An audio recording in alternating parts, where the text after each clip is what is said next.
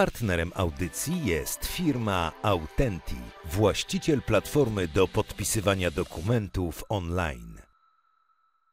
Ten odcinek powstał we współpracy z platformą Cashy, która zmienia reguły rozliczeń pomiędzy dużymi korporacjami a ich kontrahentami, oferując przyspieszone płatności faktur.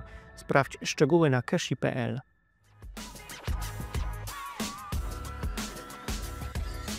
To był czas dużego boomu rynku właśnie na globalnego fotowoltaiki, czyli energia słoneczna nagle z takiej niszowej, małej branży zaczęła tworzyć spółki, które wchodziły na giełdy, które pozyskiwały finansowanie, które tworzyły milionerów, które budowały cały łańcuch wartości, który z dnia na dzień powstawał i stawał się globalnym przełomem. Często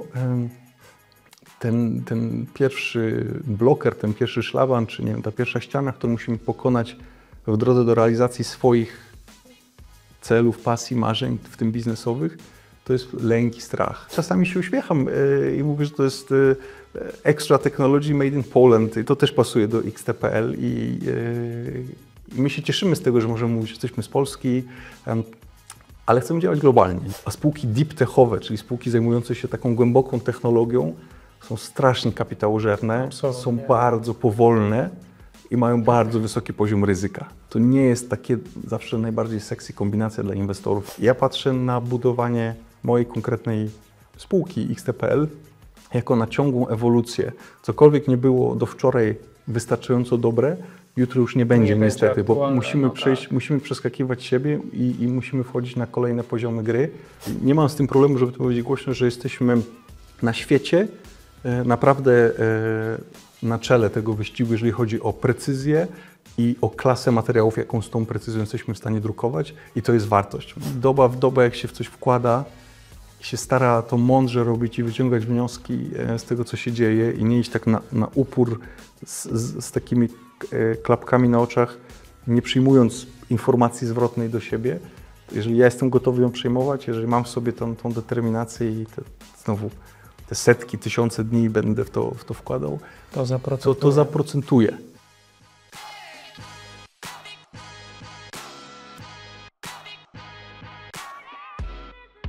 Witaj. Cieszę się, że zainteresował Cię ten materiał. Stworzyłem ten podcast dla Ciebie, byś mógł budować i z sukcesem rozwijać swoje biznesy. Moi goście, założyciele, prawdziwi eksperci z pewnością dadzą Ci wiele cennych wskazówek i inspiracji, jak robić to szybciej, łatwiej, efektywniej. Ale uważaj, nie będziemy niczego owijać w bawełnę. Przed Tobą, przedsiębiorcą, wyjątkowe wyzwanie. Wytrwaj w tej drodze, rozwijaj swoją firmę z sukcesem, ale pamiętaj, jak wygląda prawdziwy biznes, taki bez lukru. Zaczynajmy. Gościem programu jest Filip Granek. Przedsiębiorca roku 2018 w Polsce według EY, reprezentant naszego kraju w konkursie na Światowego Przedsiębiorcę Roku, właściciel i CEO spółki XT.pl. Filip Granek jest z nami. Bardzo się cieszę, że odwiedziłeś moje studio. Dziękuję bardzo za zaproszenie. Kiedy odbierałeś nagrodę Przedsiębiorcy Roku, uczestniczyłem wówczas w tym evencie, byłeś nią prawdziwie zaskoczony, wzruszony. Teraz po 5 latach przywykłeś już do tego, że mówi się o Tobie, o Twojej firmie oferującej technologię przełomu, że jest skazana na sukces. To jest bardzo mocne stwierdzenie. Ja się bardzo wtedy nie spodziewałem dużego wyróżnienia w konkursie Przedsiębiorcy Roku. Tam miałem przyjemność być w gronie naprawdę wyjątkowych osób i tych, którzy startowali razem ze mną jako kandydaci, i tych, którzy oceniali jako jury. Więc sam udział w tym przedsięwzięciu był dla mnie już takim dużą nagrodą. A nagrodę tą, którą dostałem, odczytywałem jako pewien taki sygnał, że chcemy w Polsce w XXI wieku widzieć nowoczesne biznesy oparte na przewagach technologicznych, które powstają tutaj, które mogą mieć globalny impact. I ta nagroda była trochę taka na zasadzie, ja ją tak odebrałem, że w fajną stronę idziecie, trzymamy za Was kciuki. Chcielibyśmy widzieć Wasz duży, niekwestionowany sukces, bo tego dużego, niekwestionowanego sukcesu jeszcze nie odnieśliśmy.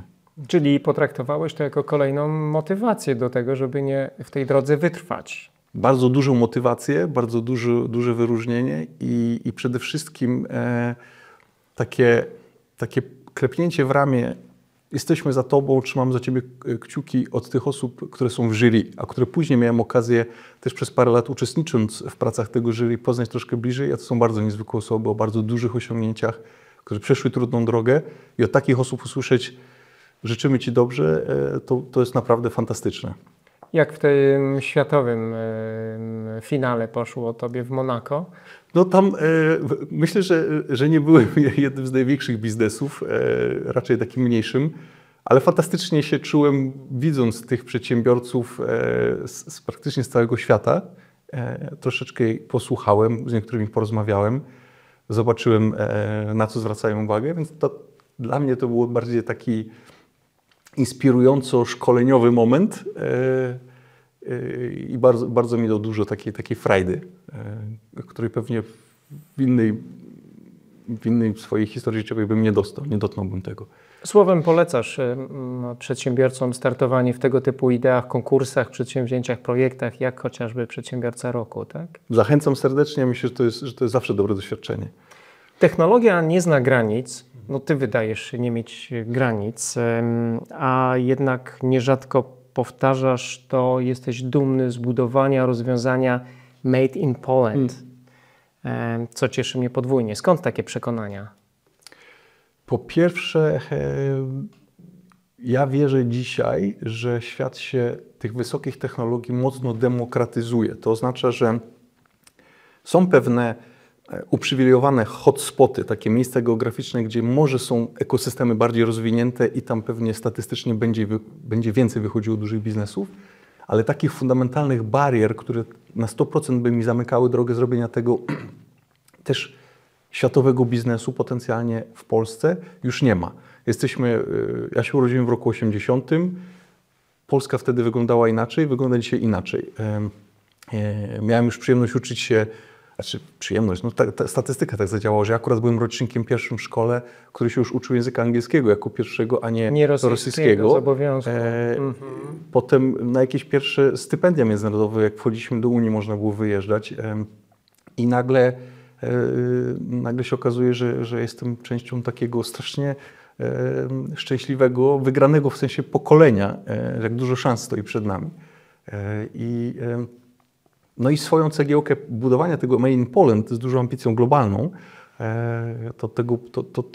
ja to widzę jako cegiełkę budowania tego następnego kroku w rozwoju tej części Europy, naszego kraju, naszej gospodarki. No właśnie, mógłbyś robić ten biznes, czy pracować z dowolnego miejsca na świecie, a ty wybrałeś Wrocław i z Wrocławia do mnie tutaj przyjechałeś. Dlaczego Wrocław akurat? Bo tam jakieś Ja jestem akurat z Wrocławia, okay. także tam też poznałem się z moją żoną. To nie była tylko moja decyzja, to była wspólna decyzja, że po 10 latach pracy za granicą zdecydowaliśmy się na powrót do kraju i Wrocław był takim naturalnym miejscem. To nie była jakaś głębsza analiza, po prostu tam czuliśmy tą więź z miejscem, z ludźmi i to jest dobre miasto. No to tym bardziej doceniam fakt, że wsiadłeś dziś w pociąg i przyjechałeś do naszego studia. Powtarzasz często, że trzeba uważnie i cierpliwie słuchać innych, swoich rozmówców, klientów, partnerów biznesowych. Mniej mówić, a więcej słuchać, bo tylko wtedy mogą się dobre rzeczy w biznesie dziać, czy w życiu. No bardzo zgadzam się z twoją rekomendacją, ale jednak zrobię ci psikusa dziś, Filip, bo to ja będę mniej mówił, dobrze, a ciebie poproszę, by i więcej słuchał, ciebie poproszę, żebyś więcej mówił. W dodatku może uda mi się zachęcić ciebie do rozmów bez lukru. Okej? Przyjmuję zaproszenie i cieszę się z tej okazji. Świetnie. Zostańmy przy tej zagranicy, proszę. Spędziłeś poza Polską blisko 10 lat. Pracowałeś, praktykowałeś, zdobywałeś wiedzę w wielu krajach. Możesz je tutaj przywołać, bo zdaje się, że nawet w Chinach miałeś okazję tą wiedzę zdobywać. Pracowałem najpierw w Holandii, gdzie pojechałem na taki krótki, kilkumiesięczny staż i z którego wróciłem po 10 latach i potem jeszcze pracując wiele lat w Niemczech, krótko w Australii, trochę w Chinach. W Australii nawet? Czy to w Chin się Taką miałem przyjemność też na stypendiach trochę czasu tam spędzać. I byłem chyba głodny bardzo tego świata. To było takie naturalne, że ciągnęło mnie do poznania autorów publikacji naukowych, które czytałem we Wrocławiu, studiując na Politechnice. Chciałem zobaczyć, kim są ci ludzie, których widzę tylko jako imiona i nazwiska na publikacji naukowej, jak oni pracują, czym się różni ich praca od tej pracy, którą widziałem w tym ekosystemie wrocławskim, którego mi było najbliżej.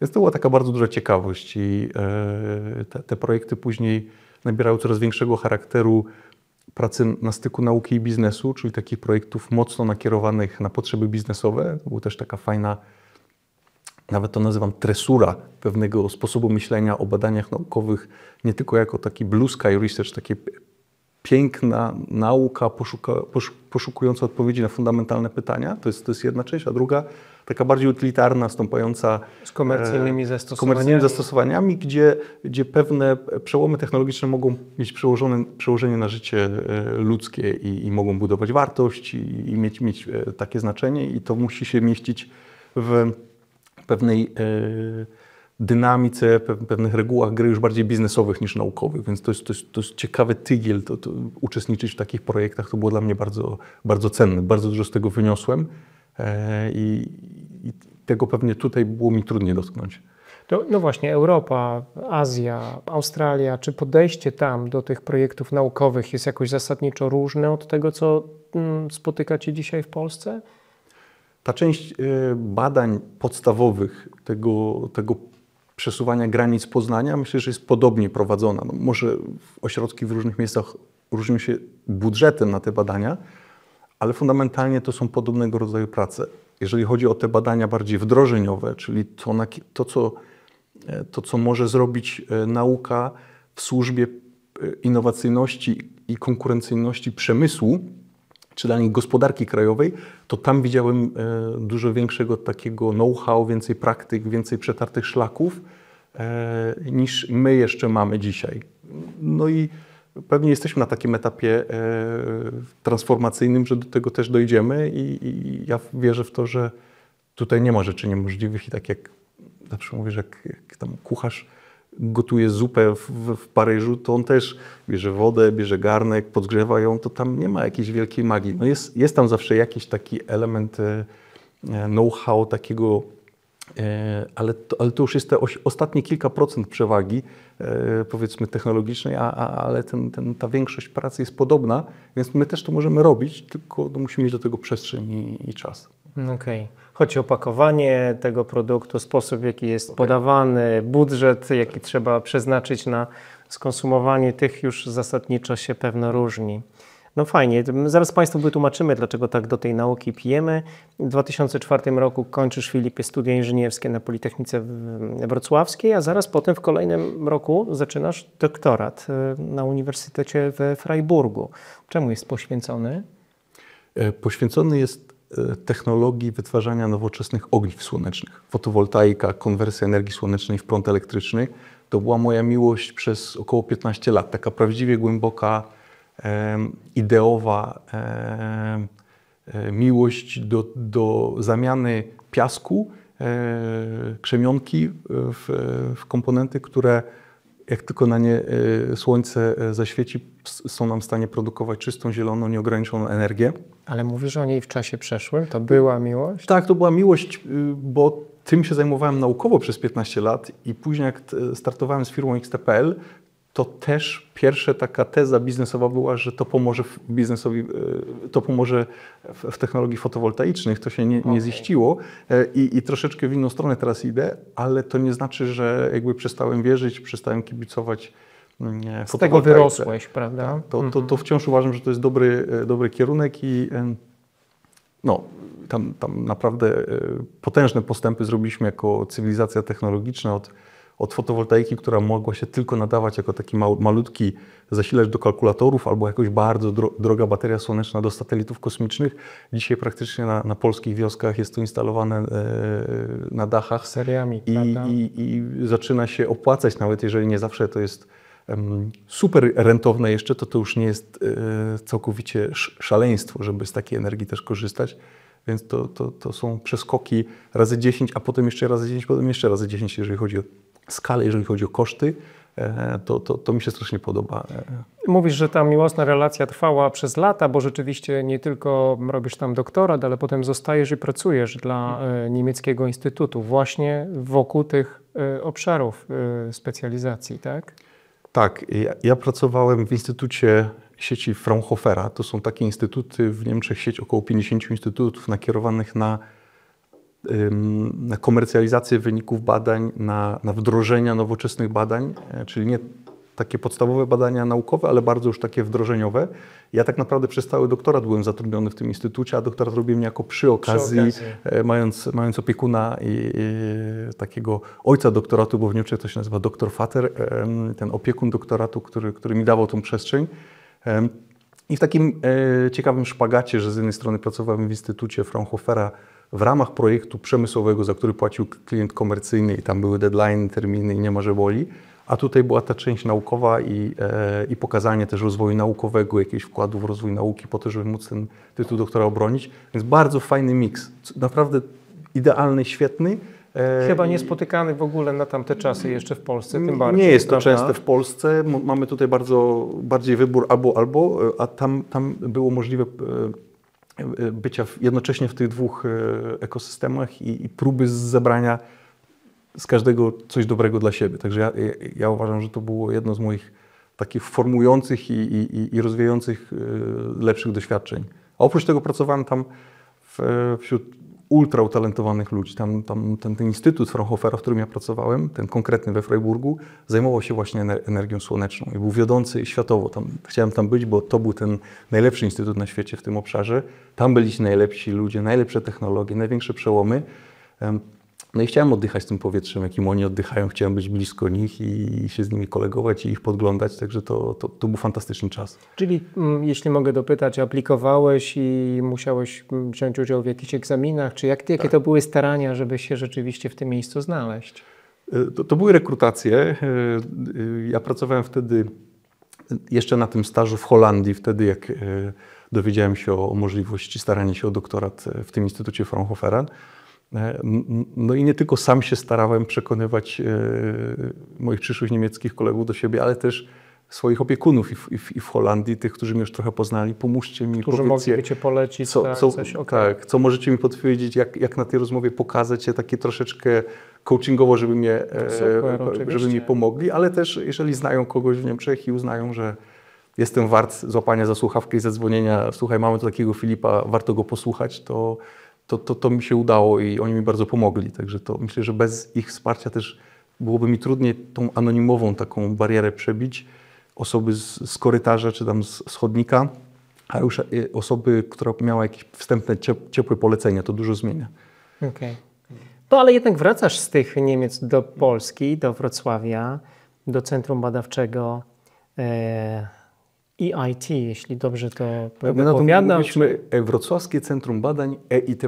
Taka była pełna nazwa tej jednostki. Tak. Czyli Polski Ośrodek Rozwoju Technologii, organizacja badawczo-rozwojowa ukierunkowana na rozwój nowych technologii właśnie poprzez prowadzenie badań na potrzeby współpracy z przemysłem, czyli już jednak te aspekty wykorzystania komercyjnego bardzo konkretnych zastosowań pojawiają się w tym centrum badawczym, prawda? Tam jesteś najpierw kierownikiem projektu, tej elektroniki drukowanej i ogniw słonecznych, które wymieniasz, a wcześniej szefem laboratorium.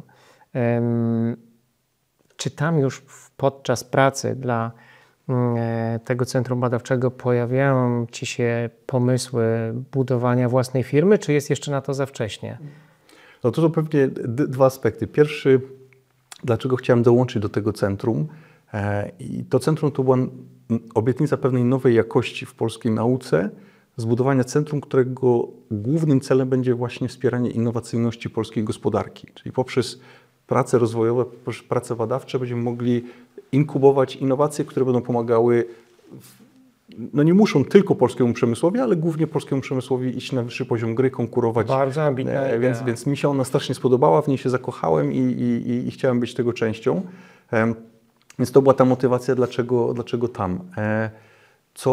Czy ja już wtedy myślałem o tych kwestiach biznesowych? to już myślę, że już na poziomie doktoratu bardzo o tym myślałem. To był czas... Jeszcze w Niemczech zaczął. Jeszcze w Niemczech, w sensie myślałem nie już, żeby myśleć o swoim własnym biznesie, ale myśleć o tej części biznesowej.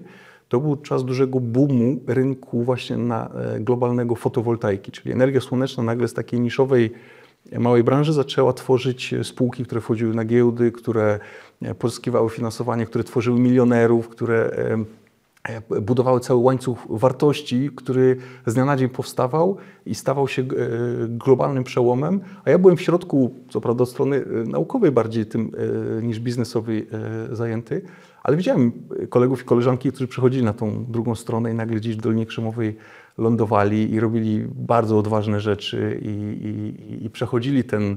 Ta Dolina Krzemowa ma tutaj podwójny wydźwięk, tak? Dolina Krzemowa. Tak. Ale przechodzili rzeczywiście na tą drugą stronę z takiej funkcji, gdzie ma w białym fartuchu laboratoryjnym, bardziej w garniturze. Mamy spotkania biznesowe z inwestorami, z klientami i budujemy zespoły i robimy coś trudnego, odważnego, ale czegoś, co nie ma się skończyć kolejną publikacją czy patentem, ale może zbudowaniem dużej wartości. Więc to widziałem, to obserwowałem. Miałem bardzo duży szacunek, bardzo duży podziw do tych ludzi, którzy zrobili ten krok. Więc zawsze jak jeździłem na konferencje naukowe, to tych ludzi zawsze najbardziej chciałem słuchać, co oni powiedzą. Oprócz tego, co muszą powiedzieć, to co powiedzą jeszcze, to co można od nich się dowiedzieć. Także taki głód był we mnie bardzo próby zrozumienia ich sposobu myślenia, ich sposobu patrzenia na świat. I wtedy już myślę, że takie pierwsze pomysły, że może to też może być dla mnie droga, się pojawiały. No właśnie, bo powiedziałeś, najgorsze, co się może wydarzyć, to to, że nasz koncept może się nie udać. Warto więc co najmniej próbować. Taką miałeś kilka lat temu radę dla przyszłych przedsiębiorców. Taka prosta, a zarazem taki mocny, dosadny przekaz, prawda? Czyli właśnie taka myśl towarzyszyła Ci w 2015 roku, kiedy zakładałeś XT.pl? No, ja wciąż to uważam, że często ten pierwszy bloker, ten pierwszy szlaban, czy nie wiem, ta pierwsza ściana, którą musimy pokonać w drodze do realizacji swoich celów, pasji, marzeń, w tym biznesowych, to jest lęk i strach. No i pytanie jest, przed czym jest ten lęk i strach? Czy przed wstydem, że nas ktoś źle oceni, czy przed porażką, przed, nie wiem, długami, w które nas to wpędzi, czy z tym, że stracimy czas, a może moglibyśmy w innej karierze zrobić już kolejne etapy rozwoju, zamiast ryzykować tutaj, więc ten strach ja też miałem bardzo duży, potężny i to też myślę, że to nie jest nic nadzwyczajnego, żeby ten strach odczuwać, żeby przejść na ten inny front, na ten front biznesowy, bo ja nie byłem przedsiębiorcą takim od pierwszego swojego dnia.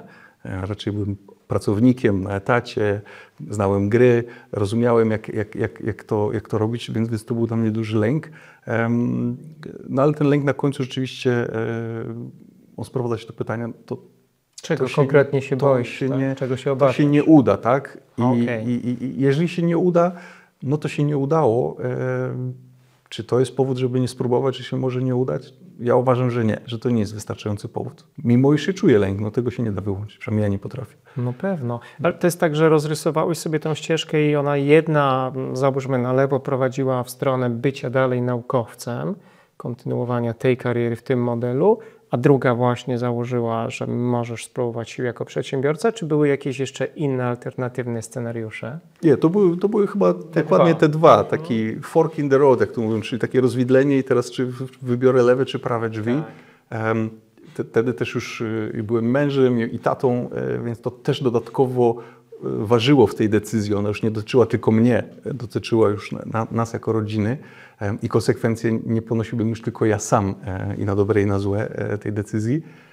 No ale jestem szczęściarzem, mam fantastyczną żonę, która raczej ten wiatr mi pcha w skrzydła i mnie bardzo w tym wspiera i to jest bezcenne i dlatego mogłem się zdecydować na ten krok. Czyli ty miałeś więcej wątpliwości dotyczących tego, czy zakładać własną firmę, twoja żona nie miała. Powiedziała, Filip, rób to po prostu. Tak? Agnieszka ma bardzo silną intuicję i to jest jej wielka siła. Ja jestem czasami za bardzo rozumowy. Okej. Tak. XT.pl, coś koduje ta nazwa? Tak, Okej. tak. Ta nazwa wzięła się od angielskich 4 słów Extremely Transparent Printed Lines, czyli bardzo przeźroczyste, drukowane linie. Okej. A nazwa ta jest związana z technologią, którą pracowaliśmy w uproszczeniu druku bardzo drobnych struktur elektronicznych, tak drobnych, że już są niewidoczne dla ludzkiego oka, stąd ta transparentność, ta niewidzialność. Tak, więc To jest super. A jeszcze w dodatku do tego pytania o Made in Poland, to tak sobie wyobrażałem, że może to PL, to jeszcze coś koduje tam, że to jest polskie, Też, albo z Polski. to nie było pewnie to nasze pierwsze, ale czasami się uśmiecham i mówię, że to jest extra technology made in Poland i to też pasuje do XTPL i my się cieszymy z tego, że możemy mówić, że jesteśmy z Polski, ale chcemy działać globalnie. Nie? Świetnie. Jesteś kolejnym przedsiębiorcą, który zakładał swój biznes w garażu, trochę wzorem Steve'a Jobsa i jemu podobnych. Tam to było takie naturalne miejsce do tego, żeby poeksperymentować, żeby coś spróbować, stworzyć jakiś proof of concept. No, lepszym miejscem byłoby takie już Prawdziwe laboratorium. I teraz, jeżeli jest pomysł na technologię, to jest jeszcze mój pomysł. Jeżeli ja tą technologię zacznę opracowywać, będąc na etacie u kogoś, na przykład w jednostce naukowej, to już przestaje być moja własność. Musisz przekazać, tak. Więc ja wtedy, a to było około 10 lat temu, jak oceniałem polski ekosystem komercjalizacji nowoczesnych wyników, badań naukowych, jeszcze wtedy nie miałem zaufania, że jeżeli ja opracuję nową technologię, to ta droga do jej komercjalizacji będzie dobrze wykonana. Jasne. Przez instytucje do tego powołane. I to nie jest żadna krytyka tych instytucji, one po prostu były jeszcze bardzo młode, jeszcze w pewnym sensie niedoświadczone. Nie chciałem takiego pomysłu powierzyć jakiś podmiotom, którym nie ufałem, że będą w stanie to zrobić. Taka była moja ocena. Ten rynek tak się rodził tak naprawdę dopiero, formował. Myślę, że to był ten początek mówienia o tej innowacyjności, o jakichś pierwszych pieniądzach z punktu widzenia inwestowania w innowacje. Także to było ciekawe, to był bardzo ciekawy ferment wtedy był w powietrzu, uważam. Wciąż jest, dobry, taki kreacyjny. Więc ja ten swój pomysł nie mogłem rozwijać w laboratorium, albo przynajmniej nie miałem pieniędzy, żeby go rozwijać w dobrze wyposażonym laboratorium. Więc pierwszy etap, taki etap zero tej spółki, to był etap rzeczywiście garażowy w takiej szeregówce pod Wrocławiem, czy na obrzeżach Wrocławia, gdzie na jednych piętrach część zespołu spała i mieszkała, na innych mieliśmy biuro i tam jakieś dyskusje, a na samym dole było laboratorium takie proste, ale umożliwiające pokazanie jakiejś fundamentalnej, działania jakiejś fundamentalnej metody i to pozwoliło nam na pierwsze zgłoszenie patentowe, no i na jakieś pierwsze listy intencyjne od dużych graczy, co już uwiarygadniało nas w kolejnej drodze rozwoju. A spółki deep techowe, czyli spółki zajmujące się taką głęboką technologią, są strasznie kapitałożerne, Absolutnie. są bardzo powolne i mają bardzo wysoki poziom ryzyka. To nie jest takie zawsze najbardziej sexy kombinacja dla inwestorów, ja to rozumiem. Czyli swego rodzaju próbę musieliście wykonać najpierw tutaj na mniejszą skali, skalę, w mniejszych kosztach i później po pozyskaniu pierwszych pieniędzy od pierwszych VC, od pierwszych aniołów biznesu można było przenieść się już do takich profesjonalnych laboratoriów i pracować już nieco większym budżetem. Tak. Mówisz o ekipie w liczbie mnogiej, czyli od razu zaprosiłeś też kogoś do tego projektu, tak? Możesz nam o tych początkach trochę więcej powiedzieć? Tak, ja myślę, że na samym początku nas była trójka, trzech founderów, do tego bardzo szybko doszli pierwsi inwestorzy, pierwszy inwestor. Bardzo szybko, czyli w jakim okresie? No, myślę, że w ciągu pierwszych kilku miesięcy. O, świetnie. Bo oczywiście ten proces noszenia pomysłu na biznes, no to nie było tak, że ja pewnego dnia wstałem i powiedziałem, no to robimy. To był lęk, to były moje jakieś szkolenia. Na przykład Fundacja na Rzecz Nauki Polskiej robiła szkolenia o komercjalizacji wyników badań naukowych dla naukowców. No to jeździłem, próbowałem się osłuchać, zrozumieć, na co ja się w ogóle próbuję mierzyć. Także to od tego momentu, gdzie pomysł w mojej głowie powstał, do momentu, kiedy spółka wystartowała, to też minął pewnie co najmniej rok. No i potem jak wystartowało, to byliśmy w tym pierwszym małym gronie startowym. No, z tego grona ja jestem dalej na pokładzie, koledzy robią inne rzeczy, no, ale to też jest ciekawa lekcja. To życzę wszystkim founderom, którzy są na początku drogi, żeby sobie głęboko patrzyli w oczy, jak podejmują jakieś komitmenty co do siebie, jakieś deklaracje mówią, bo w większości przypadków ten biznes będzie bardzo trudny, niezależnie jakiej branży dotyczy, to wydaje mi się, że będzie dochodził do pewnych możliwości wytrzymałości ludzkiej, napięć, że będziemy naprawdę dużym prawdopodobieństwem kilka razy wystawieni na dużą próbę i nie chyba każdy, wskakując w taką przygodę, zdaje sobie z tego sprawę i potem są trudności w relacji, w pewnych zależnościach, które już są formalnie podpisane, są już nie wiem, akcje rozdane, tego się już nie cofnie, a trzeba biec do przodu, tego pociągu się nie da zatrzymać i zbudować od nowa, żeby znowu wystartować. On już jedzie więc No i co, popatrzyliście sobie wtedy w oczy i stwierdziliście, że no jakby nie jedziecie dalej na tym samym wózku albo nie w tym setupie? Jak to było? Jeśli mogę zapytać. Ja mogę powiedzieć to tak, jakby starając się być bardzo anonimowym i szanując to, że ja mówię tylko jedną część jakby opowieści, to że ja to chciałem zrobić, nie bacząc na to, czy to będzie łatwe, czy trudne, a może ktoś inny chciał spróbować. Okay. I to też jest okej. Tak, tylko, że ja tego wcześniej nie wiedziałem. I to jest mój błąd. Mój błąd, że byłem naiwny, że nie umiałem zadać tego pytania, czy popatrzeć na ten problem z tej perspektywy, więc tym, którzy są na początku drogi, zachęcam, żeby to bardzo mocno przemyśleć, żeby w tym entuzjazmie, w tym optymizmie, w tym hej, damy radę, jesteśmy fajną paczką, dobrze się dogadujemy, żeby zadać sobie to pytanie, gdzie jest ten próg bólu, do którego dana osoba chce dojść i jest gotowa ten dany próg pewnego rodzaju cierpienia wytrzymać. Super, to jest bardzo cenna rekomendacja, dziękuję Ci za to. Nie wszystko da się zapisać w umowie spółki, prawda, czy w KRS-ie. Są pewne rzeczy, które muszą być przedyskutowane, szczególnie na początku drogi, bo potem, kiedy przychodzą trudne momenty, okazuje się, że możemy się rozjechać w różnych okolicznościach. Świetnie, a ten strach, a te lęki dzisiaj już Cię nie dopadają? Już nie masz problemu z tym, że coś może się nie udać, że coś może nie iść tak, jakbyś chciał? Czy one może teraz są innego kalibru, ale towarzyszą nam przecież jako przedsiębiorcom, prawda? Pewne wątpliwości co do drogi, jak ja umieram. Emocje, jakbym umiał je wyłączyć czasami, to naprawdę byłoby mi łatwiej. Dużo u Ciebie? Jest dużo, jest ten niepokój, ta niewiedza tego, co przyszłość przyniesie, mi cały czas towarzyszy. Ja patrzę na budowanie mojej konkretnej spółki XT.pl jako na ciągłą ewolucję. Cokolwiek nie było do wczoraj wystarczająco dobre, jutro już nie będzie niestety, bo musimy przeskakiwać siebie i musimy wchodzić na kolejne poziomy gry. Nie zawsze wiemy, jak to zrobić, nie zawsze wiemy, którą drogą, a zawsze to jest walka o czas, o zasoby, które są skończone, więc jest dużo emocji.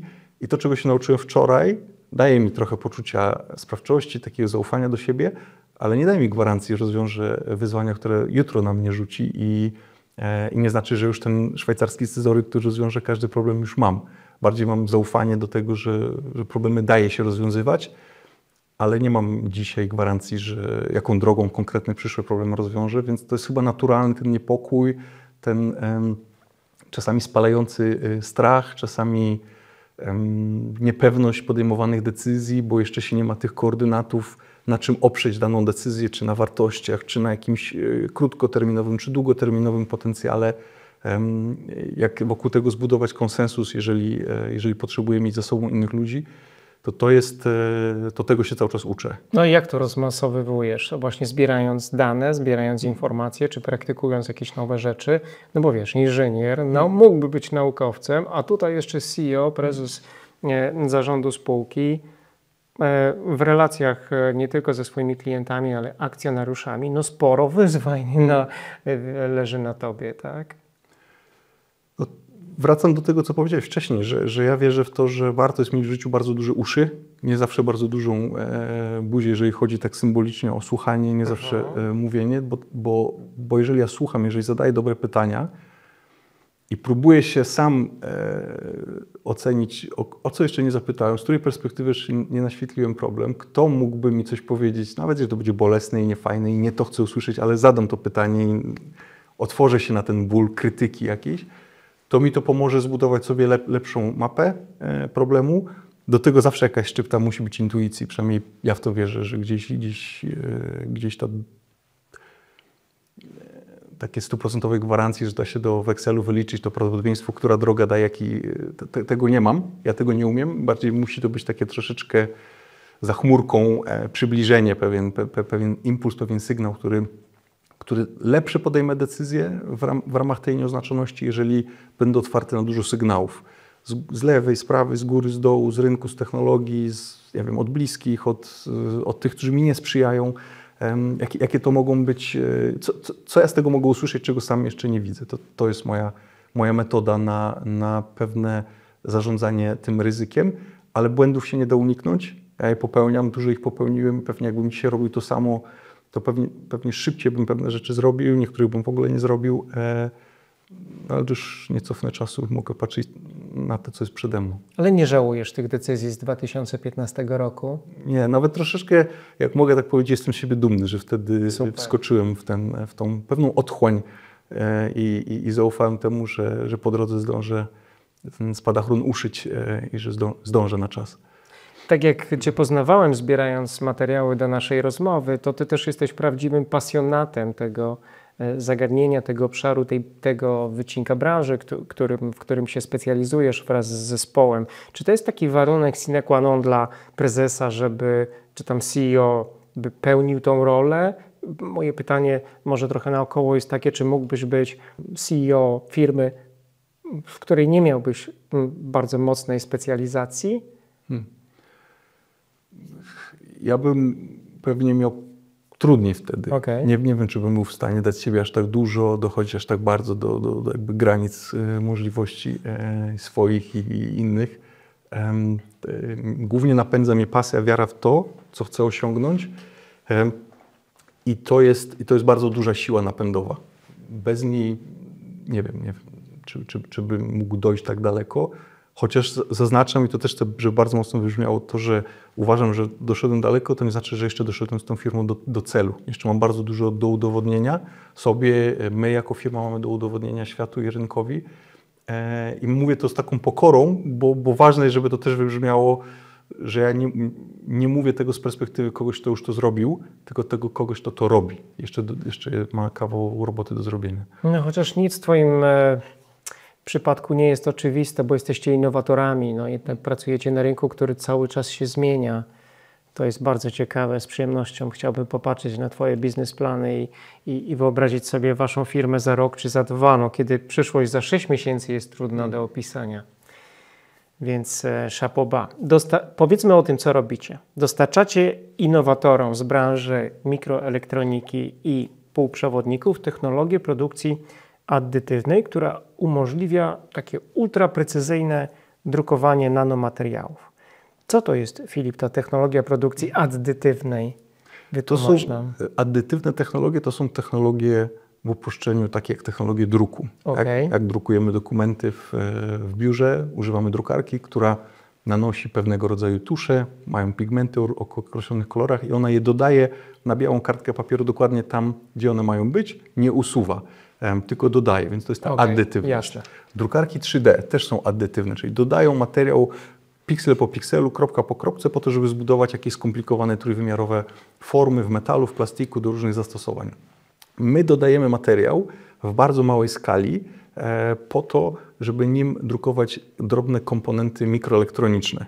Nasze farby, nasze tusze to nie są kolory, to są bardziej ciekłe metale czy odpowiednie nanotusze oparte o cząstki metaliczne, półprzewodnikowe, izolacyjne. Także naszymi tuszami są materiały, które mają znaczenie dla elektroniki i my umiemy je utuszowiać, czyli zamienić w tusz, który możemy drukować i umiemy je drukować z bardzo dużą precyzją. A miniaturyzacja jest takim trendem w elektronice, który jest i który nigdy raczej się nie wygasi, więc co jakiś czas jest potrzeba jeszcze większej precyzji. I teraz świat doszedł do takiego miejsca, gdzie technologie addytywne są pożądane, ale historycznie nie potrafiły drukować tak precyzyjnie. A my wchodzimy z technologią, która daje duży przeskok, taki razy 10 około, jeżeli chodzi o miniaturyzację. Super. I tym chcemy wygrywać i tym zaczynamy już wygrywać na międzynarodowych rynkach. To dlaczego ta nanotechnologia jest w ogóle przyszłością? Dlaczego jest istotna dla świata? Bardzo wiele rzeczy, które w makroskali mamy już poznane i wykorzystane w przemyśle, w nanoskali dane materiały zaczynają się zachowywać inaczej. Możemy wykorzystywać ich nowe własności, możemy umożliwiać nowe funkcjonalności tego, co wcześniej nie było możliwe. Trwalsze materiały, większa wydajność wykorzystania energii, większe opakowanie pewnej mocy obliczeniowej w mniejszej objętości, większa funkcjonalność w takiej samej, powiedzmy, wielkości. Tak jak w smartfonach to bardzo dobrze widzieć, kiedyś to były duże, takie prawie że cegły, dzisiaj to są super zaawansowane komputery z wieloma czujnikami, bardzo mają dużo funkcji, stają się coraz mniejsze, a to jest i tak tylko jakaś forma przejściowa takiej mniejszej cegiełki, którą trzymamy w ręce, pochylamy się nad nią, garbimy się. To i tak jest tylko taka chwilowa niedogodność technologiczna. Ja tak na to patrzę, bo dalszy postęp, dalsza miniaturyzacja będzie zbliżała elektronikę bliżej ciała ludzkiego, na dobre i na złe, niestety. Z różnych powodów, więc będziemy się troszeczkę stawali takimi cyborgami, co jest ciekawe. Ale nie masz jeszcze nic tutaj wszczepionego. Nie, jeszcze nie. Ale to w waszym przypadku już nie dzielicie włos na dwoje czy na czworo, bo tak się mówi, tak. tylko na znacznie więcej na kawałków. 100 prawie. No właśnie, bo opracowaliście technologię, która właśnie umożliwia to precyzyjne osadzanie tego nanotuszu w różnych, na różnych podłożach w celu uzyskania tych struktur, czy przewodzących, czy nieprzewodzących, o których mówiłeś, w zakresie rozmiarów od 1 do 10 mikrometrów. To już kosmicznie brzmi, ale gdybyś nam to mógł jakoś zobrazować, co to oznacza? No, ludzki włos, taki jaki mamy, średnio ma średnicę, czyli jak go tak przeciąć w pół, około 100 mikrometrów. Okay. To jest taką referencję, więc jeżeli my jesteśmy w stanie na tym przekroju ludzkiego włosa napisać kawałek, nie wiem, jakiegoś wiersza, czy podpisać się, to jest ta skala precyzji. I robimy to nie kolorem czerwonym, zielonym czy niebieskim, tylko możemy drukować struktury, które przewodzą prąd elektryczny, które absorbują światło, emitują światło, więc takie klocki, z których można budować nowoczesną elektronikę w sposób addytywny, to jest nie tylko ciekawe z punktu widzenia precyzji, ale też ciekawe jest z punktu widzenia tego, że technologie addytywne wykorzystują tyle materiału, ile jest potrzebne. Porównuję to do rzeźbiarza. Nie ma zbędnego materiału. Nie ma marnowania materiałów, a materiały są drogie, często ciężko dostępne w skorupie ziemskiej. Czasami toczymy o nie mniej lub bardziej oficjalnie wojny pomiędzy różnymi regionami po to, żeby mieć jakiś pierwiastek albo go nie mieć. Więc głupio jest go potem w 90% marnować na linii produkcyjnej. Więc ta wydajność, ta zieloność produkcji zaczyna coraz więcej ważyć. A tak jak właśnie chciałem zaznaczyć, ta różnica między tą technologią addytywną a subtraktywną, czyli tą klasycznie używaną, to jest tak jak mamy rzeźbiarza, który bierze duży kawałek marmuru, usuwa, aż powstanie piękna rzeźba. Więc on musi dużo usunąć, żeby stworzyć to swoje dzieło. A odwrotnością tego byłoby z małych kawałków marmuru posklejanie większej jakiejś rzeźby, czyli wykorzystanie w 100% tego budulca bez jego marnowania. Tak? Ja nie zachęcam. To jest to, co robicie, super. To jest to, co my robimy w elektronice. Nie wiem, na ile to dla artystów się by nadawało, ale to mówię tylko o analogii tego wykorzystania materiału wydajnego. Czad. I to jest ta największa innowacja, tak, wasza, tak, w kontekście działalności właśnie, ta umiejętność na takich mikroprzestrzeniach osadzać takie materiały, tak? Tak, to jest to, co mamy. Nie mam z tym problemu, żeby to powiedzieć głośno, że jesteśmy na świecie naprawdę na czele tego wyścigu, jeżeli chodzi o precyzję i o klasę materiałów, jaką z tą precyzją jesteśmy w stanie drukować, i to jest wartość. My tą wartość dzisiaj mamy chronioną już 40 przyznanymi patentami, kolejne patenty, więc za tym stoi bardzo dużo pracy zespołu technologicznego. No i to doświadczenie naukowe bardzo Ci pomaga zapewne w tym. Mi pomaga, tak. Ja ten temat pewnie mam dobre czucie jego, wystarczająco dobre jeszcze do wczoraj, czy do jutra, to też zobaczymy. Ale ważne jest w tych innowacjach, w które ja wierzę, jeżeli one mają być odważnie międzynarodowo konkurencyjne, nie grać tylko na lokalnym rynku, nie wiem, trzeciej lidze okręgowej, tylko naprawdę mierzyć w tą dużą scenę Ligi Mistrzów z pełną pokorą, z pewnym rozumieniem, że to są wielkie wyzwania i wielkie ryzyka, ale jeżeli chcemy tam iść, to musimy odważnie myśleć o tych innowacjach, a dla mnie ciekawe innowacje to są takie, które są na granicach, na miedzach różnych dyscyplin fizykochemicznych, chemicznych, inżynierii materiałowej, matematyka, mechanika, sama chemia nieorganiczna. Jest kilka tych płaszczyzn, które jak się dobrze taki zespół interdyscyplinarny zbuduje, specjalistów, jeżeli ten zespół nauczy się rozmawiać jednym językiem, a każdy naukowiec z innej dziedziny troszeczkę w inny sposób mówi o świecie, bo jest inaczej szkolony, jeżeli da się zrobić taki, nazwijmy to, zdrowy bigos tych różnych kompetencji, to można naprawdę dużo zrobić, czego inni jeszcze nie zrobili i nie jest się w jakiejś dużo gorszej sytuacji niż koledzy w Dolinie Krzemowej, czy w Shenzhen, czy w jakimś innym ośrodku, takim hotspocie technologicznym. To kto w kontekście Twoich współpracowników pomaga Ci na co dzień wejść do tej Ligi Mistrzów, czy tam grać o najwyższe laury? Jakie osoby, o jakich kompetencjach czy doświadczeniach są Ci niezbędne w tym biznesie? To fundamentalnie spółki deep techowe, czyli zajmujące się nowoczesnymi technologiami, muszą mieć silne R&D. Czyli to był pierwszy mięsień, który budowaliśmy jako firma. On dobrze działa, mamy zespół bardzo utalentowanych ludzi z różnych dyscyplin, którzy się nie boją działać poza swoją strefą komfortu, że tylko w swojej dyscyplinie, że są gotowi działać na tych stykach. I to było jakby pierwszy silnik, powiedzmy, który nam pozwolił dojść do pewnego etapu. Ale biznes, w którym tylko robimy technologię, ale nie mamy kontaktu z rynkiem, on w którymś momencie nie przejdzie kolejnego etapu, więc ważne jest dobudowanie do tego tych kompetencji rynkowych, marketingowych. Tutaj mamy fajny zespół, ten zespół już jest międzynarodowy. Pierwsze biuro sprzedażowo-demonstracyjne otworzyliśmy w tym roku w Bostonie, z czego też się bardzo cieszę i to też jest dla nas pewien kamień milowy w drodze do przodu. I kolejna grupa kompetencji, której historycznie nie mieliśmy, nie musieliśmy mieć, to kompetencje produkcyjne.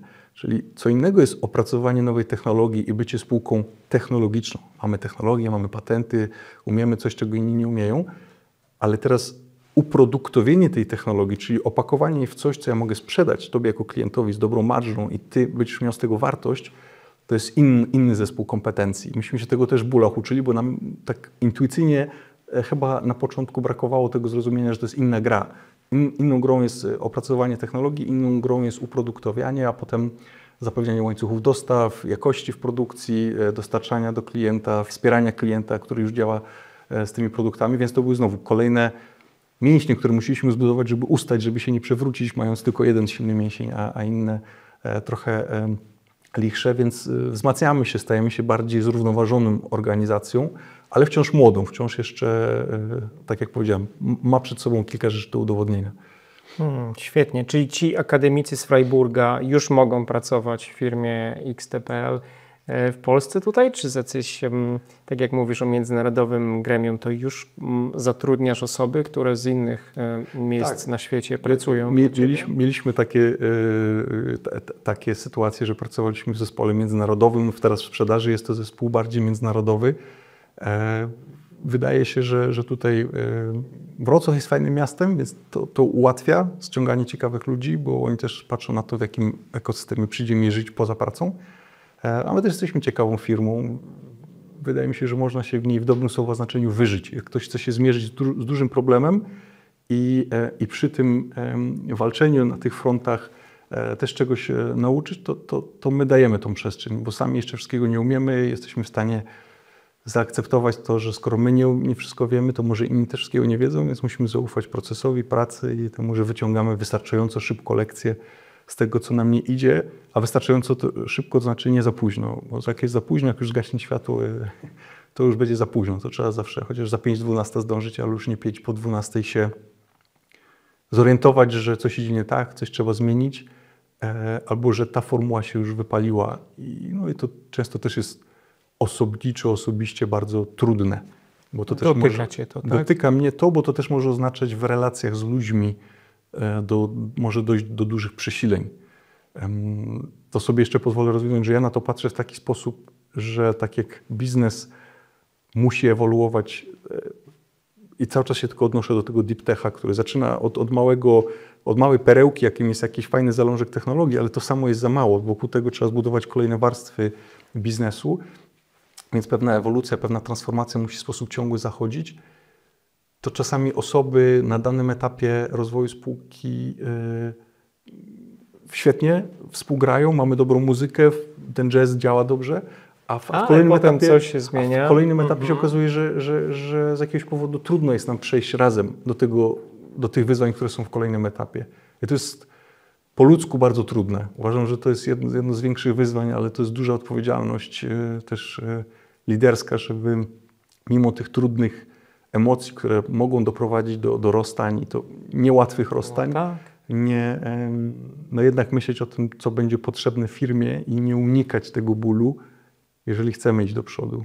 Ale to jest trudne i to ja na to nie mam rozwiązania, żeby to nie bolało. A jak ty sobie sam z tym radzisz? No bo tak jak już wcześniej wspomniałem, ciągniecie do tej, na pewno tej części też naukowej, bardzo fajnie opowiadasz o tym ekosystemie, o pewnym mariażu różnych możliwości, umiejętności, kompetencji.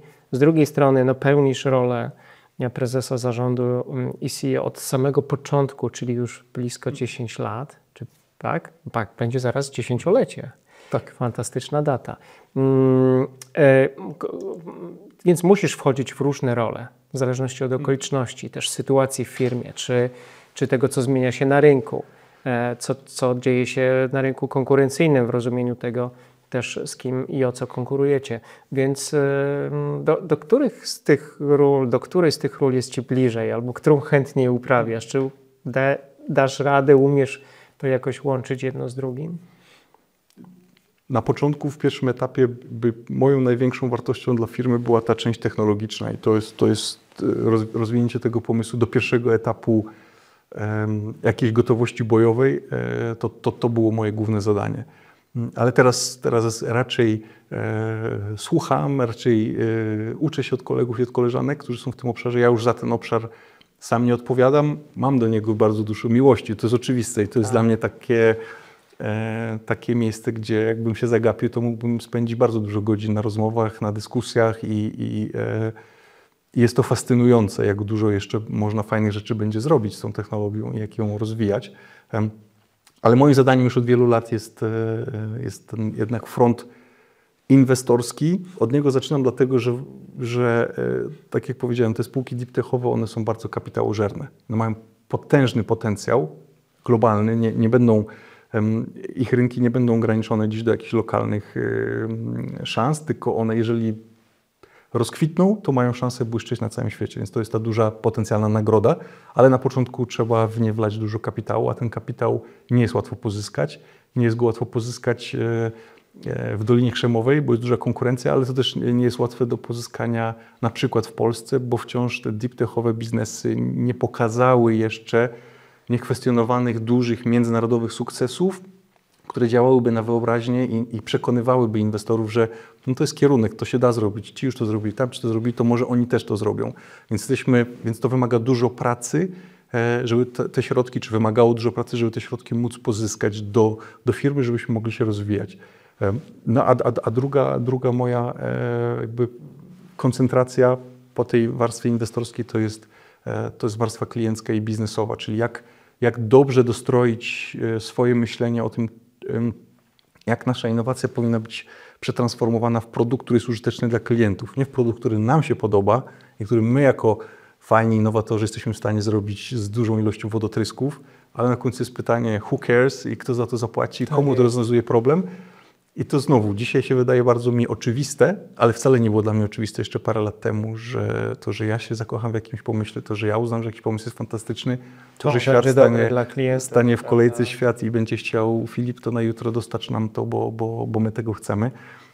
Więc ta część rozumienia rynku, rozumienia klientów, w jakie oni mają procesy decyzyjne, w którym momencie, w jakie generacje nowych technologii będą wchodziły w jakich branżach, po to, żebyśmy mogli się na to przygotowywać i próbować złapać ten wiatr w żagle.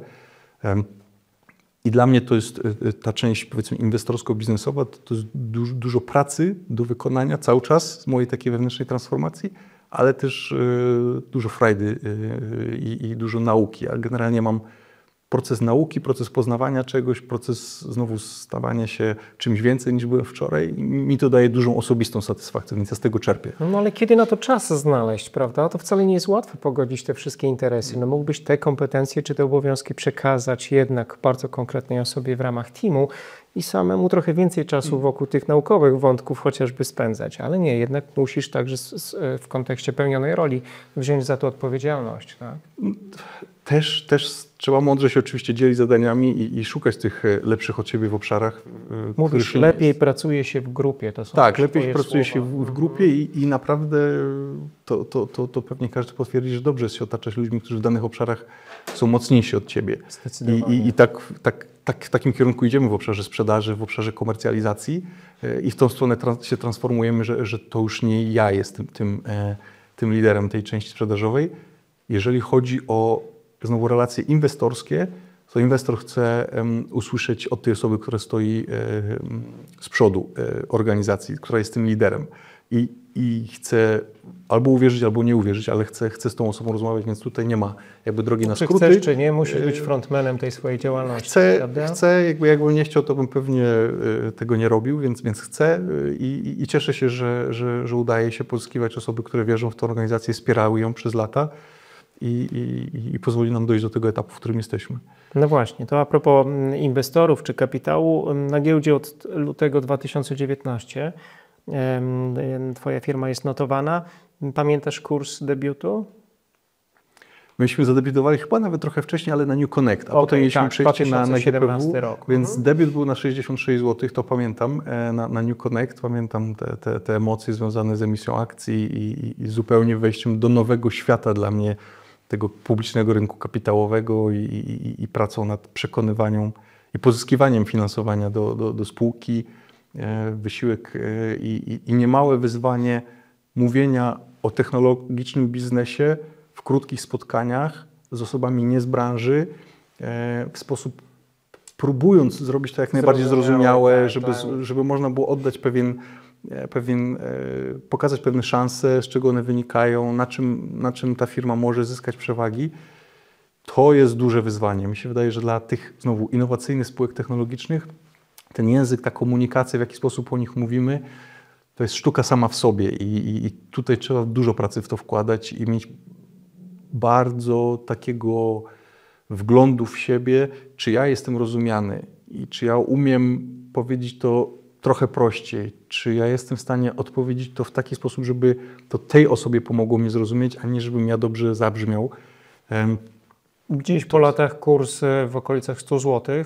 Czy jesteś zadowolony z tej drogi, którą przebyła spółka w tym czasie? Ja myślę, że tak. No to jest tak, że prezes spółki giełdowej powie, że wartość spółki nie odzwierciedla rzeczywistej wartości spółki, bo ta wartość jest z przyszłości i ja tak na to patrzę. Tak. To jest mój cel, to jeszcze nie został tutaj osiągnięty. Droga przez giełdę pozwoliła nam pozyskać kapitał, który był niezbędny po to, żebyśmy mogli iść do przodu, więc w tym sensie to zadziałało.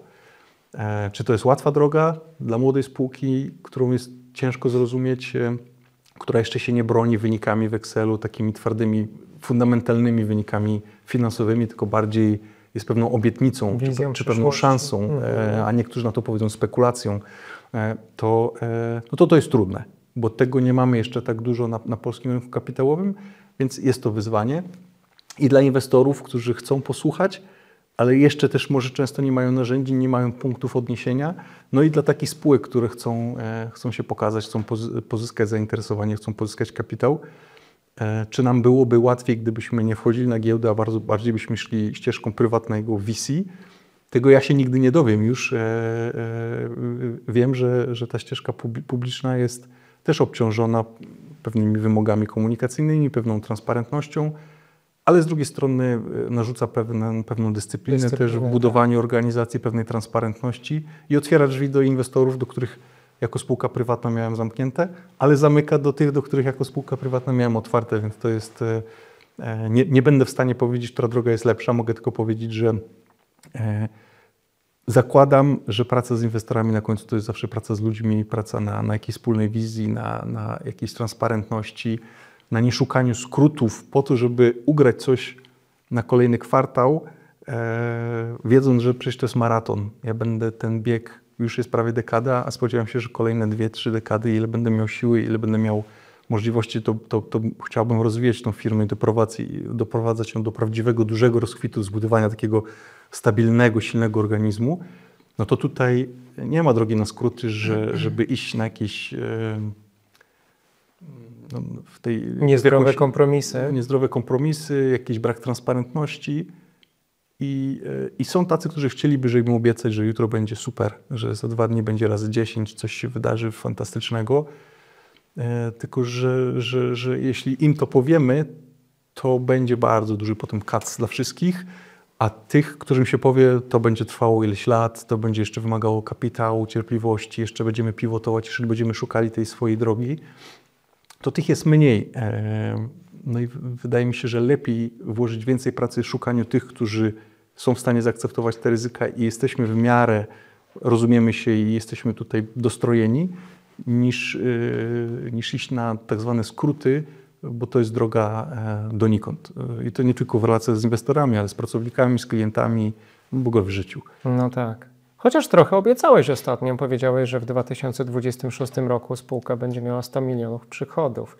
To jest nasz cel. Jak ta trakcja wygląda? Dobrze zamknięcie rok 2024 pozytywnie? To jest rok cały czas jeszcze przygotowań do tego, co ja nazywam początkiem skalowania, czyli my przeszliśmy etap rozwoju technologii, potem był etap wchodzenia z pierwszymi produktami na rynek, a teraz wchodzimy w etap pierwszego skalowania. Za nami sprzedaż do ponad 20 krajów, mamy w grupie klientów naprawdę ciekawe i podmioty komercyjne, i ciekawych innowatorów, którzy na bazie naszych rozwiązań robią coś swojego innowacyjnego, czyli jesteśmy takim trochę dostarczycielem łopat dla tych, którzy szukają złota i oni z naszą łopatą może są w stanie lepiej tego złota szukać. I cieszę się, że my naszą technologią, naszym rozwiązaniem umożliwiamy naprawdę utalentowanym ludziom robienie znowu na tej warstwie naszej technologii kolejnych warstw rozwiązań. A nasz cel na rok 2026 rzeczywiście to jest 100 milionów złotych, taka duża, okrągła liczba i robimy wszystko, żeby tam dojść i żeby się na tym nie zatrzymać. Tak? Świetnie. Kolejna analogia, którą biorę od Ciebie, to ta właśnie o łopatach, którą przed chwilą przedstawiłeś. Sam jesteś znaczącym inwestorem, kontrolujesz blisko 14% akcji spółki. To jest dużo, mało w sam raz? Jak na to patrzysz po latach? Chyba nigdy nie jest za dużo. Ale cieszę się, że mam po swojej stronie wśród akcjonariatu no już teraz coraz bardziej fundusze niż osoby indywidualne, które chcą tą misję wspierać.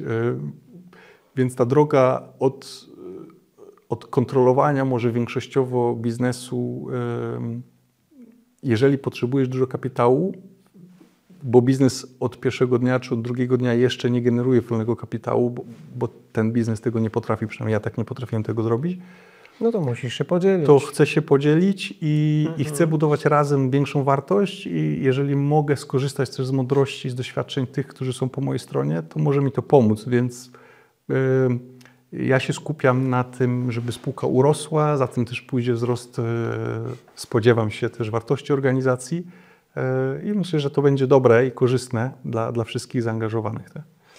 To trudniej czy łatwiej się podejmuje wtedy decyzję jako CEO, kiedy się jest równocześnie akcjonariuszem spółki?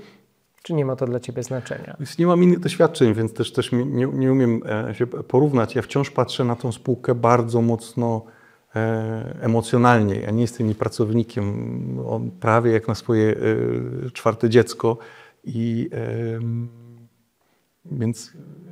Więc nie jestem takim hired gun, takim najemnikiem doskonale wyszkolonym, mającym świetną wiedzę w zarządzaniu. Bardziej jeszcze jest dużo tego emocjonalnej więzi i ona jest potrzebna w trudnych momentach, bo trudne momenty są gwarantowane. Są gwarantowane, a też doprowadzają się do pytań, no po co mi ten ból, nie? Przecież można inaczej też żyć. To nie jest obowiązek, to nie jest więzienie. Można stamtąd wyjść, można zrobić coś innego. Miałeś takie chwile zatrzymania, takie na zasadzie, kurczę, po co mi to było? Miałem momenty dużego niepokoju o jutro, miałem momenty niejasności, jak przejść jakiś kolejny etap, którego nie umiałem sobie jeszcze na tamten moment wyobrazić, jak go należy przejść. I na pewno jeszcze takie będę miał. Więc to tym się jedynie mogę podzielić. Na pewno jeszcze takie będę miał. Okej. Tak. Ale to, co pomaga, to zaufanie, że trzeba iść i trzeba robić swoje, nie zatrzymywać się.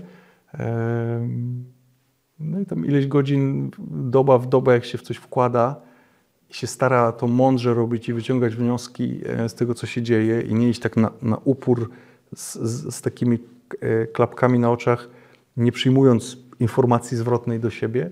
To jeżeli ja jestem gotowy ją przyjmować, jeżeli mam w sobie tą determinację i znowu te setki, tysiące dni będę w to wkładał, to zaprocentuję. Nie będę najszybszy na świecie, który zrobił to najszybciej, to na pewno nie, ale to nie jest wyścig, w którym ja biorę udział. Dla mnie wyścig jest samym sobą i ze zbudowaniem takiej organizacji, jaka mi się marzy. A czy to będzie w tym roku, czy w jakimś następnym, to już jest dla mnie drugorzędne. No, wyłapałem to przed chwilą, co powiedziałeś, że planujesz kolejną dekadę czy dwie, więc masz naprawdę długofalowe plany i ambitne, kibicujemy. Natomiast wracając do tych trudnych momentów, to dzięki czemu udało się je pokonać? Pamiętasz takie kluczowe sytuacje, czy takie trudne sytuacje i te kluczowe elementy, które spowodowały, że patrzysz na nie teraz już inaczej z pewnej perspektywy. Było ci łatwiej, bo ktoś cię wspierał, bo może ktoś doradzał, bo może miałeś jakąś alternatywę. Zawsze nas, przedsiębiorców, interesują takie bardzo oryginalne i autorskie pomysły na to, jak sobie z tymi wyzwaniami radzić, kiedy przychodzą. No jest ten pierwszy mechanizm, który ja sobie wdrażam, to próbuję sobie przyjrzeć się temu problemowi i przeżyć scenariusz czarny. Jak ty to robisz? Czekaj, wytłumacz. Próbuję sobie wyobrazić to. Jeżeli co to najgorszego się uda, może wydarzyć? co się najgorszego może wydarzyć, czyli trochę zaprzyjaźnienia się, tego się nie da akceptowania polubić, ale zrozumienia tego, zobaczenia tego troszeczkę bardziej precyzyjnie, żeby to nie było takie straszne nie wiadomo co, tylko straszne, ale konkretnie co. I to wtedy troszeczkę pozwala oswoić ten scenariusz B i wchodzimy w bardzo większą konstruktywność szukania tej drogi, jak ominąć tą trudniejszą chwilę. I teraz, także przepraszam, także to jest ten pierwszy ruch, oswojenie trochę tej otchłani, którą widzimy, która jest straszna i która boli, która jakby tam wieje zimne, mi ten grat wije prosto w twarz. No i racjonalne to nie do końca jest, żeby sobie na klatę brać ten ból, tak? To nie jest potrzebne. Nie, unikamy raczej. To można sobie przeżyć bez tego, prawda? To jest nieludzkie. Tak, absolutnie. Więc to trzeba chcieć. No i teraz skąd brać siłę, żeby się z tym mierzyć? Mi bardzo pomaga posiadanie tego komfortu, wsparcia na przykład moich bliskich. To jest coś, co myślę, że gdybym nie miał, to może byłoby mi ciężej. Czasami mówi się, że rodzina to jest pewne zobowiązanie, więc pewne też utrudnienie w takim oddaniu się trudnemu biznesowi czy pomysłu na biznes. Ja na to patrzę, znaczy nie po to mam rodzinę, żeby na nią patrzeć jako zasób, to może, żeby to źle nie zabrzmiało, ale jak mam ją i cieszę się z tego bardzo, że mogę z tego czerpać siłę i to dużo daje.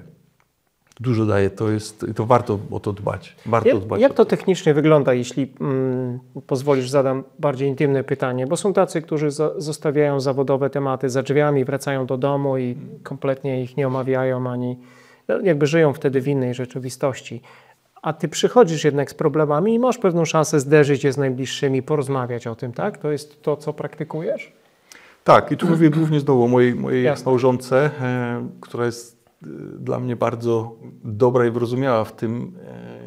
Jest no gotowa. I musi już dużo o biznesie wiedzieć swoim. No, czasami w niektórych aspektach więcej niż ja, bo biznes to ludzie, a często to nie zawsze jest moja największa siła historycznie, więc to jest, gdzie ona bardzo pomaga mi coś zobaczyć, czego ja nie widzę, ale podzielenie się od czasu do czasu jakimś wyzwaniem nie zawsze doprowadzi do tego, że uznajesz rozwiązanie, ale nazwanie czegoś głośno, ktoś zada pytanie, daje ci energię przynajmniej troszkę do tego, to żeby pomaga. się z tym zmierzyć, tak, i troszkę znowu powiedzenie o czymś głośno, usłyszenie się, odpowiedź na niby dosyć proste i spodziewane pytanie nagle powoduje przełamanie jakiejś bariery w głowie. taka liderska samotność. Mi się wydaje, że większość liderów będzie bardzo czuła się samotna. Z wieloma problemami jest sama, jakkolwiek nie chcą być częścią zespołu, częścią drużyny i chcą, żeby było fajnie razem. To jak zgaśnie światło, to liderzy, w sensie wieczorem, na koniec dnia pracy, to liderzy z tego biura wychodzą, ale w głowie nie wychodzą. Oni są cały czas obciążeni pewnymi problemami. I ta samotność też jest trudna, więc jak można od czasu do czasu skorzystać z tego, że ktoś chce cię posłuchać, ktoś komu ufasz, może jakiś mentor, może jakiś coach, może jakaś osoba starsza, która jest w akcjonariacie i nie jest operacyjnie zaangażowana w biznes, ale możesz odbić od jej ucha kilka swoich myśli i usłyszeć siebie w tej interakcji, to też bardzo pomaga, więc warto nie mieć tylko tego w sobie, bo to strasznie dusi. Próbować wypuścić to powietrze, no ale nie z każdą osobą możemy sobie na to pozwolić, bo to jest jakieś zaufanie, jakaś intymność, jakieś podzielenie się swoim lękiem. Nie każdemu w tym zaufamy. No ale mega, że o tym mówisz, to nawet niekoniecznie musimy słuchać tego, co ta osoba do nas mówi, ale istotne jest to, że mamy szansę po prostu wypowiedzieć pewne rzeczy w jej kierunku, tak jak ładnie to nazwałeś, odbić swoje myśli. No dobra, a jakiego błędu już nie popełnisz na pewno w biznesie z perspektywy tych lat z XTPL szczególnie? To, co często, wydaje mi się, nie potrafimy my jako founderzy technologiczni, to tego takiego laserowego sfokusowania się na rynku, na kliencie, na jego potrzebie. Ta transformacja, która musi zajść w takim founderze, im ona szybciej zajdzie, tym naprawdę organizacja tylko na tym zyska. Czyli wyjście z tego poczucia, że jestem zakochany w mojej technologii, a teraz cały świat przyjdzie i będzie ją kupował w dużych ilościach, to znowu to nie jest łatwa transformacja, więc im szybciej będziemy myśleli o realnie potrzebie klienta. Ja myślę, że to nie jest tylko do biznesów czysto technologicznych, tylko w ogóle. To myślę, że jest w ogóle, ale często z naukowym backgroundem founderzy nie mają, to nie jest ich największe forte. Więc to jest duża praca do wykonania, żeby przełączyć ten swój fokus nie na to, co ja zrobiłem, tylko na to, co inni potrzebują.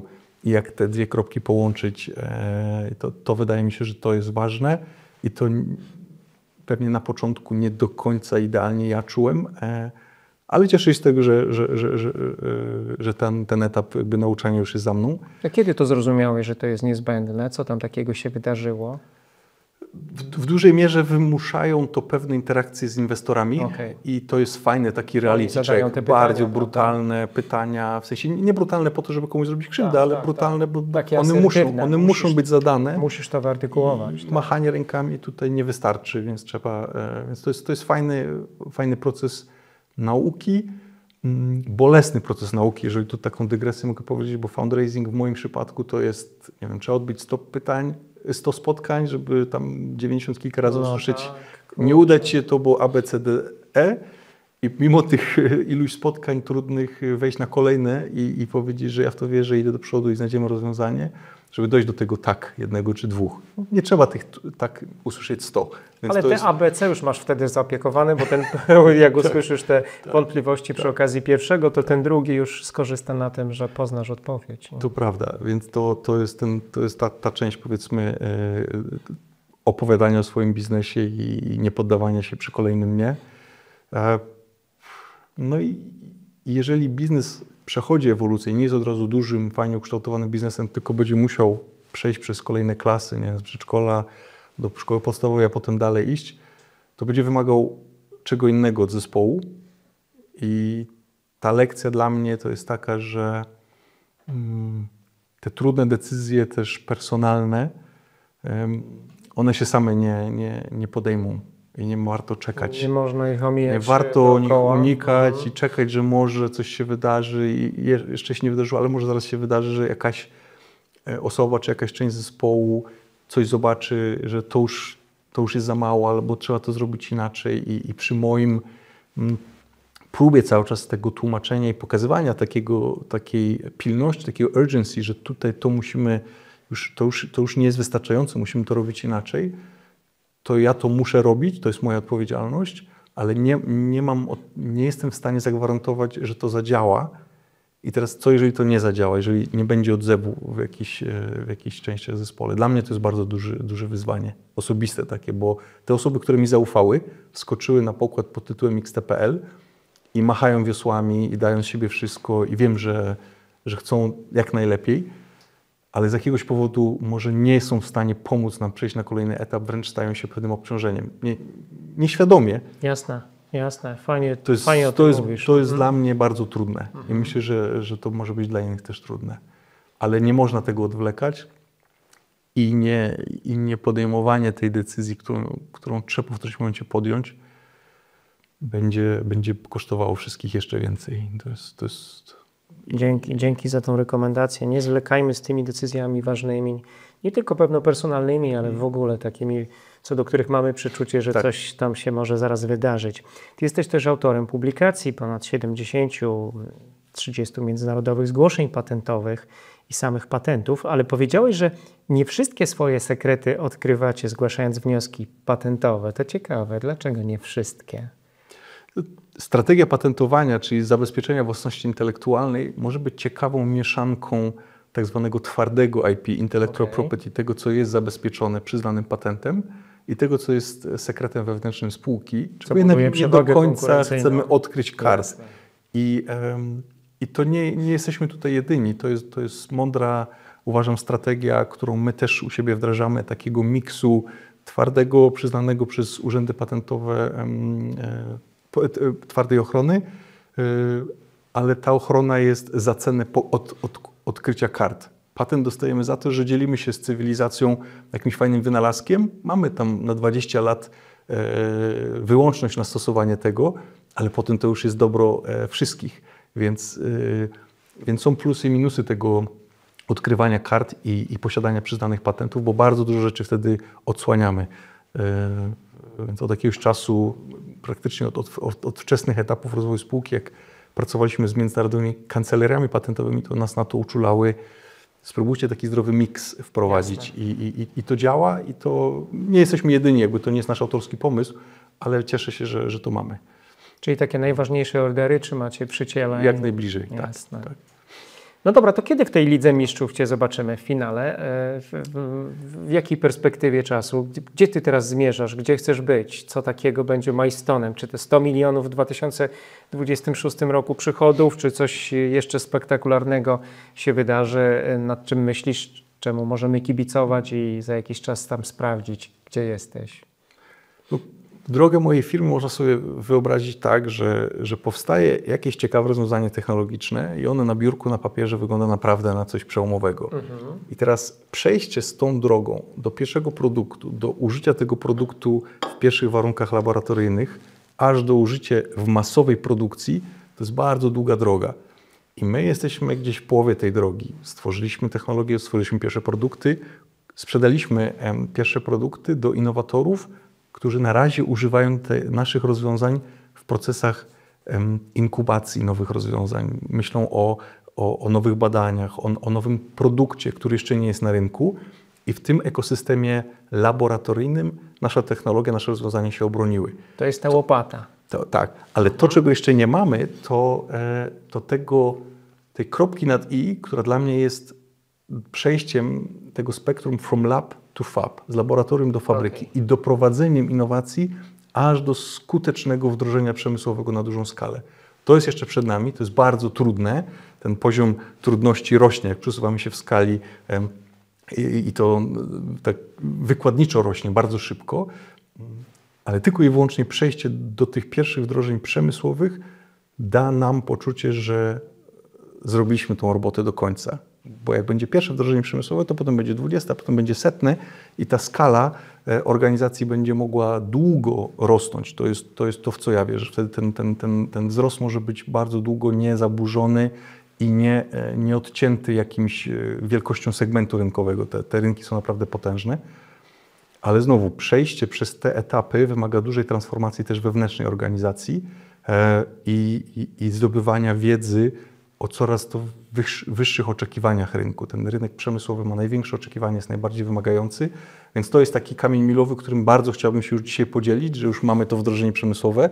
Jeszcze go nie mamy, jesteśmy blisko, na takim symbolicznym przededniu Także to jest coś, na co ja teraz najbardziej patrzę i na co ciężko pracujemy jako zespół.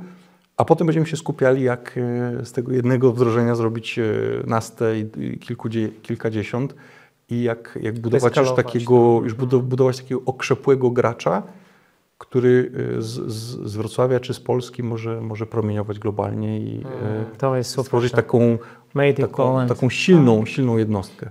Okay. A co Cię w największym stopniu, Filipie, ukształtowało jako człowieka, jako przedsiębiorcę teraz? Na początku dużo jest zawsze ciekawości. Dla mnie dużym takim napędzaczem jest ciekawość tego, jak coś działa. Skąd ona się brała? Tak mam, nie wiem. Okay. Od małego wiem, że lubiłem różne rzeczy, w różne miejsca zaglądać i patrzeć, co jest w środku, albo jak coś działa i próbować to zrozumieć i zadawać sobie pytania, dlaczego jest tak, a nie inaczej. I ta ciekawość chyba jest takim czymś, co jest u mnie najsilniejszym takim motorem.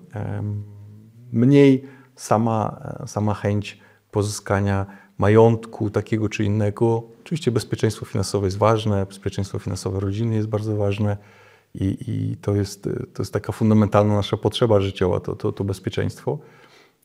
Ale najbardziej napędza mnie ta możliwość budowania pewnego organizmu, z którego może będziemy mogli być wspólnie dumni, a przynajmniej ja będę bardzo dumny, że jesteśmy w stanie dzisiaj konkurować globalnie też innowacyjnością, przewagą technologiczną, nie ceną, nie to, że zrobiliśmy szybciej, tylko że zrobiliśmy coś mocniejszego i coś, co się broni na międzynarodowych rynkach. I to bardzo bym chciał osiągnąć. To jest coś, co naprawdę bez tego będzie mi ciężko, jeżeli to się nie dokona. Mam przekonanie, że po emisji tego odcinka będziesz miał więcej kibiców.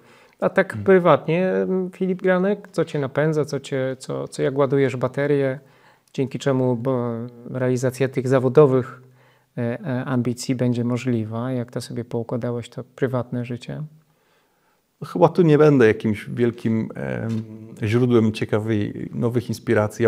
Ja bardzo lubię swoją pracę, ona jest moją pierwszą pasją i nie mam jakiejś dużej przestrzeni na inne hobby, na inne działania, więc jest praca i rodzina.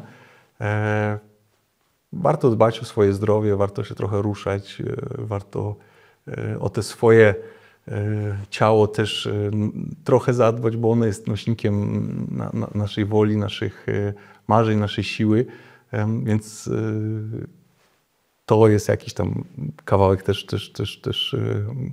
rzeczy poza pracą może. Ale jak myślę o czymś, to myślę często w kontekście o pracy, niekoniecznie tylko jak rozwiązać konkretny problem, ale coś mnie inspiruje, nad czym się zastanawiam. I to mnie bawi, więc tutaj nie mam bardzo dużo przestrzeni na inne rzeczy. Więc ale nie jest Ci z tym źle, tak? W sensie znajdujesz zdrowy kompromis. Może być moim rozmówcą czasami może być ciężko, bo ciężko ze mną może będzie porozmawiać na bardzo dużo innych tematów, ale strasznego dyskomfortu z tym nie mam. Tak. A jesteś osobą szczęśliwą? Myślę, że tak. A spełnioną? Spełniają się moje pewne chęci i marzenia. Tak. Nie wszystkie jeszcze się spełniły. Ale nie ma we mnie dużo frustracji, jeśli o to pytasz. Nie? Z czego Cię powinniśmy na koniec zapamiętać jeszcze, Filipie? Czego jeszcze nie powiedziałeś naszym widzom? Ja trzymam kciuki za wszystkich, którzy wchodzą na ring i którzy samotnie chcą się zmierzyć z jakimś projektem, z jakimś biznesem. Ring! Słuchajcie, jak fajnie powiedział Filip, na ring, tam będzie walka. To będzie walka, tam się już jest samemu. Oby była fair. I tam się nie wie, co się do końca wydarzy. I ja mam szacunek dla tych, którzy są gotowi z obserwatorów wejść na ring i się z tym, w co wierzą, zmierzyć i tak o sobie myślę i tak samo dobrze myślę o tych innych, niezależnie od tego, jaki realizują projekt. Uważam, że to jest fajna przygoda i warto sobie dać szansę. Dziękuję za tą motywację i za wszystkie opowiedziane historie. Zapraszam Was, zerknijcie na link poniżej, aby poczytać więcej o tym, dlaczego będziemy mieć w Lidze Mistrzów krajowego czempiona wkrótce. Dzięki. Dziękuję bardzo. Gratuluję Ci wyboru. Ten czas spędzony z nami to była świetna inwestycja. Jeśli udało Ci się zabrać z tego odcinka choć jedną ideę lub rekomendację, dzięki której Ty i Twój biznes staniecie się lepsi, będę super szczęśliwy. Wierzę, że Polska może być kolejną Doliną Krzemową, co najmniej Europy, a Ty możesz rozwijać dobry, wartościowy biznes, wpływając na życie milionów. Jeśli się ze mną zgadzasz, polub podcast Biznes bez lukru lub podeślij ten odcinek komuś, na kim Ci naprawdę zależy. Dziękuję. Do zobaczenia wkrótce.